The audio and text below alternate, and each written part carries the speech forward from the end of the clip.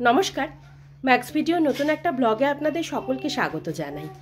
আজ 2nd ফেব্রুয়ারি, রবিবার। এখন বাজে সকাল 10:25।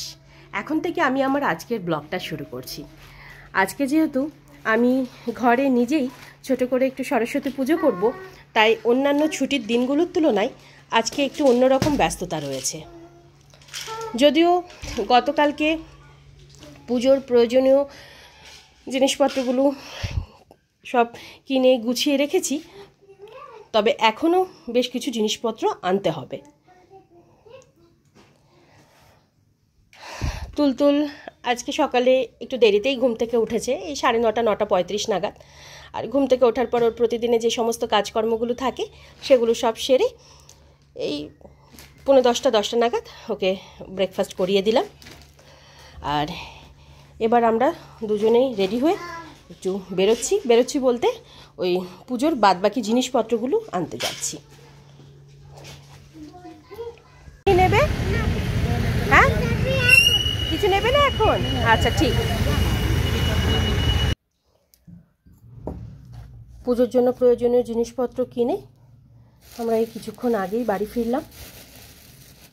আর এবার তুলতুলকে তেল মালিশ করিয়ে স্নান ধান করিয়ে রেডি করে দেব, আর তারপর আমি স্নানে যাব।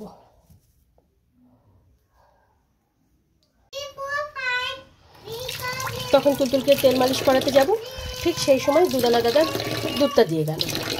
তো দুধটা জাল দিতে দিতে মনে পড়লো আলপনাই দেয়া হয়নি। তো ঠাকুরের আসন যেখানে বসবে তার সামনে একটু আলপনা দিলাম, কারণ আলপনাটা শোকাতেও সময় লাগবে। আর দরজার 2-3টে দরজার সামনেটা একটু দিয়েছি। এই করতে করতেই দেখলাম 11:15 বেজে গেছে।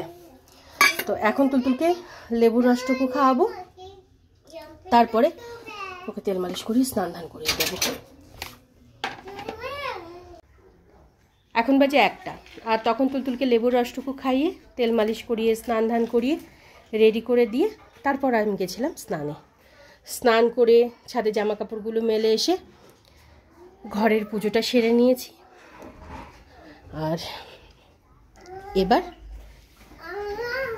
এদিকের পুজোটা বসবো। তার আগে হাতের কাছে সব যা যা প্রয়োজন সেগুলো সব গুছিয়ে নিয়ে বসি।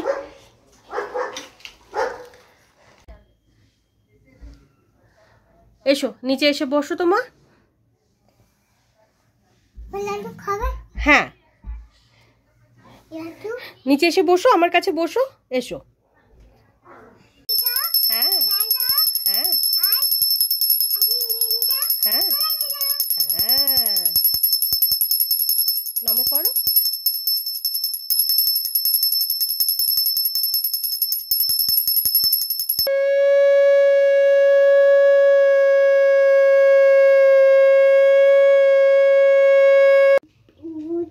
হ্যাঁ হ্যাঁ হ্যাঁ হ্যাঁ হ্যাঁ, ভালো দাও।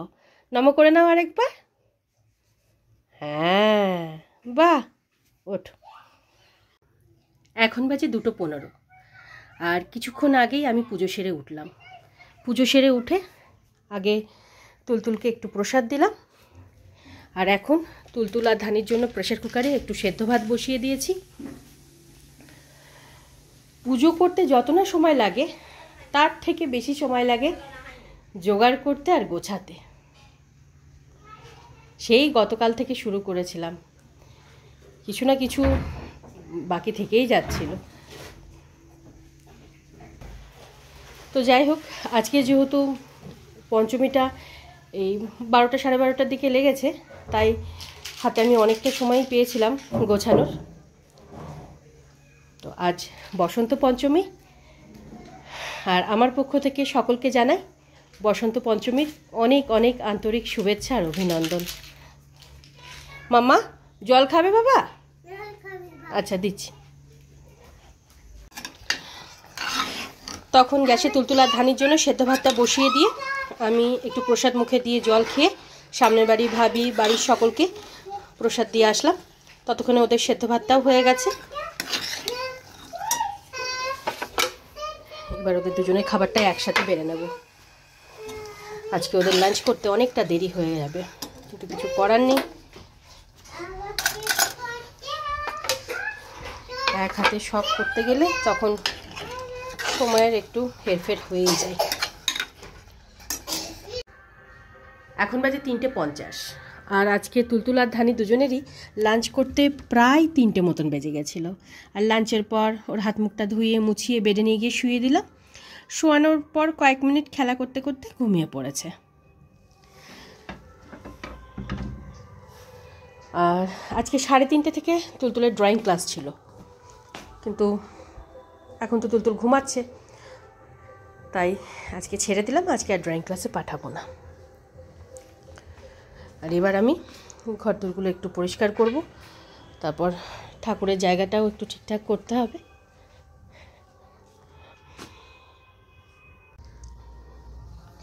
Good evening. এখন বাজে 6:20, আর তখন আমি এদিকে টুকিটাকি কাজকর্মগুলো সেরে একটু শুয়েছিলাম। শোয়ার 10-15 মিনিটের মধ্যে দিদি কাজে আসলো। দিদির মতো কাজটা সেরে ওই 5টা 10 নাগাদ বাড়ি গেল। আর আজকে আর তুলতুলের পার্কে যাওয়া হয়নি, কারণ তুলতুল এখনও ঘুম থেকেই ওঠেনি। তবে ঘুম থেকে ওঠার পর একটু কান্নাকাটি করবে। এখানে ওর জন্য দুধটা গরম করে একটু ঠান্ডা করতে দিচ্ছি। যদি খুব কান্নাকাটি করে তো একটু ওই সামনে থেকে ঘুরিয়ে নিয়ে আসবো।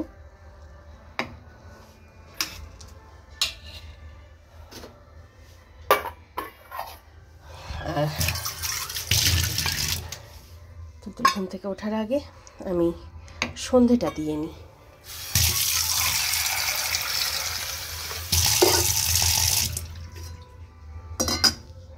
ভালো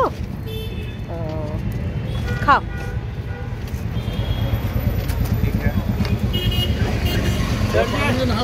এখন বাজে 8:10, আর সন্ধ্যাবেলা তখন তুলতুলের জন্য দুধটুকু গরম করে ঠান্ডা করতে দিয়ে আমি হাত মুখ ধুয়ে ড্রেসটা চেঞ্জ করে গেলাম সন্ধে দিতে দিতে তুলতুলও ঘুম থেকে উঠলো। তুলতুল আজকে 6:30 6:35 নাগাদ ঘুম থেকে উঠলো। আর তখন যে ভেবেছিলাম ঠিক তাই, ঘুম থেকে উঠেই শুরু হয়ে গেল পার্কে যাওয়ার জন্য কান্নাকাটি। কোলে করে বাইরে নিয়ে এসে দেখালাম যে চারিদিকটা অন্ধকার হয়ে গেছে, সন্ধ্যাবেলা পার্ক বন্ধ হয়ে যায়, আরও অনেক কিছু বলে কোনো রকম কান্নাটা থামানো গেল। তারপর শুরু হলো স্কুটিতে করে যাব। তো যাই হোক, দুধটুকু খাইয়ে ওকে রেডি করে আমি আর তুলতুল দুজনেই রেডি হয়ে একটু বেরোলাম। তো যখন বাড়ি ফিরছিলাম তো তুলতুল বললো ফোকচা খাবে। তুলতুল আসলে ফুচকাকে ফোকচা বলে। তো ওই একটা দোকানে দাঁড়ালাম, দাঁড়িয়ে আমি আর তুলতুল দুজনে ফুচকা খেয়ে বাড়ি ফিরলাম। এবার বাড়িতে এসে দেখি তুলতুলের মেজুমা আর মেজু জেঠু এসেছে। তুলতুলের জন্য চিপস নিয়ে এসেছে, চিপসের এই প্যাকেট। ব্যাস, এবার খুলে দাও। যতক্ষণ না খুলে দেবো ততক্ষণ শান্তি নেই। তো বাধ্য হয়ে এখন খুলে দিলাম। ওই 2-4টে খাবে, তারপর চারিদিকে ছড়াবে। ভালো, এগুলো ঝাল লাগে না? ঝাল লাগে না এগুলো? হ্যাঁ, ওটাই তো বলছি, ঝাল লাগে না? ঝাল নেই? ঝাল নেই, হ্যাঁ সেই। এগুলোতে তো ঝাল থাকবে না। তরকারিতে ঝাল থাকবে, ডালে ঝাল থাকবে না বাবা? হ্যাঁ, বেশি খাবে না কিন্তু। হ্যাঁ, এমনিতেও তুমি খাবে না, কিন্তু তাও। হ্যাঁ বাবা।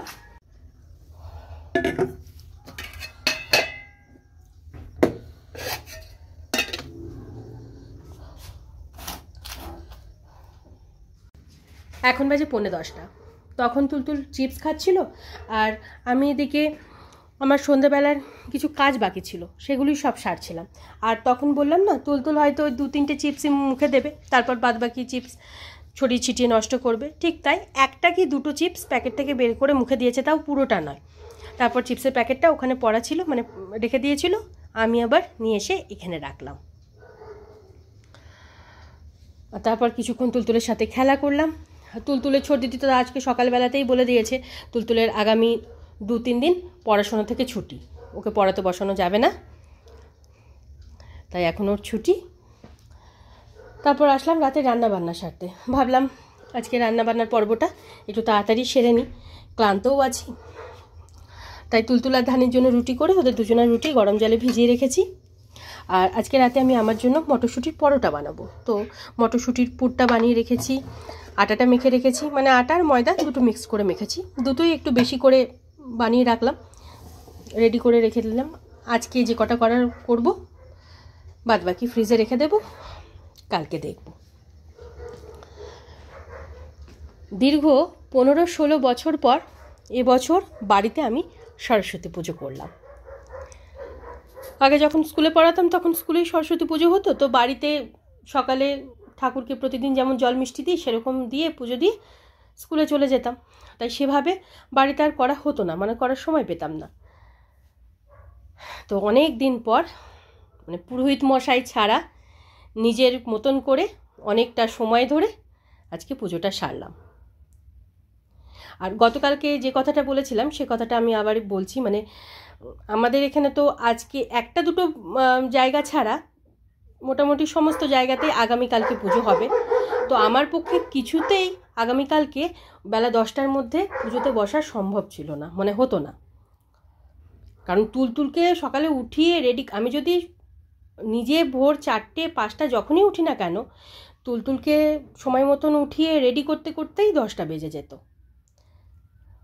গতকাল থেকে আমি সমস্ত জিনিসপত্র মানে পুজোর জিনিসপত্র জোগাড় করছি, জোগাড় করতে করতে তো মানে আজকেও কিছু জিনিস বাকি ছিল, সেগুলো সব নিয়ে আসলাম।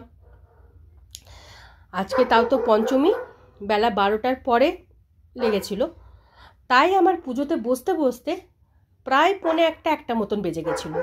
আর পুজো সেরে যখন উঠলাম তখন বোধহয় 2:05-10 মতন বাজে। পুজো করতে যত না সময় লাগে তার থেকে বেশি ওই যে তখন বললাম না, গোছাতে আর জোগাড় করতে সময় লাগে। তবে যাই হোক, মনের মতন করে আজকে পুজোটা করেছি, এটাই আমার কাছে অনেক বড় শান্তি। না মা,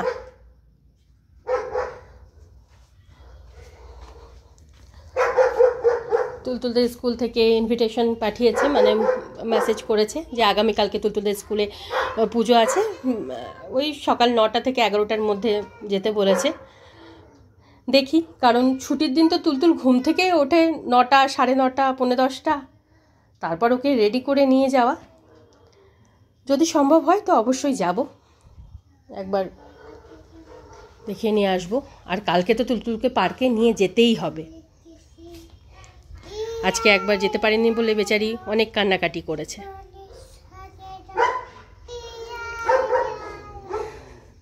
যাই হোক, এবার এই জলের বোতলে জল ভরবো, তারপর ও ঘরের বিছানাপত্রটা করব, তারপর 10টার মধ্যে মোটামুটি ধানিকে খেতে দিয়ে দেবো, তুলতুলকে খাইয়ে দেবো। তাই আজকের ব্লগটা আমি এ পর্যন্তই রাখছি। আজকের ব্লগটা আমি এখানেই শেষ করছি। আমার এই ব্লগটা যদি ভালো লেগে থাকে তাহলে আমার এই চ্যানেলটাকে সাবস্ক্রাইব করে দেওয়ার জন্য বিশেষভাবে অনুরোধ রইল, সাথে লাইক আর শেয়ার করে দেওয়ার জন্য অনুরোধ রইল। সকলে ভালো থাকবেন। Bye and good night.